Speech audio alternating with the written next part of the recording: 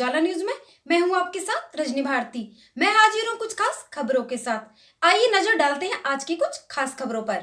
2 साल की राजनीतिक वनवास के बाद महाराष्ट्र बीजेपी में अब डैमेज कंट्रोल का दौर दिख रहा है। प्रदेश में बीजेपी के जनाधार वाले नेताओं को फिर से उनकी वास्तविक व उपयुक्त सम्मानित जगह मिलने लगी है। विनोद तावड़े, चंद्रशेखर बावनकुले, राज की पुरोहित, किरीट सौम्या आदि इसके ताजा उदाहरण हैं। बीजेपी के केंद्रीय नेतृत्व की इस ताजा कवायद से पार्टी कैडर के लोगों को उम्मीद जगी है कि इस नए दौर में जनाधार विहीन बाहरी अंगतुकों के मुकाबले अब उनको अधिक महत्व मिलेगा। सरकार में आने की चाह में ही खोई रही बीजेपी। महाराष्ट्र में बीजेपी 2 साल से सत्ता से बाहर है, लेकिन इन 2 सालों में बीजेपी मजबूत विपक्ष की भूमिका में खुद को खड़ा ही नहीं कर पाई। बीजेपी चाहती तो कांग्रेस और एनसीपी के जिन ज्यादातर नेताओं को वह दागदार बताती रही है, उनको निशाने पर लेकर इन 2 सालों में सरकार के खिलाफ कोई बड़ा जन आंदोलन खड़ा कर सकती थी। लेकिन कभी भी फिर से सरकार में आने की चाह में ही बीजेपी खोई रही। बीजेपी विधायकों से हुई चर्चा में यह बात भी सामने आई कि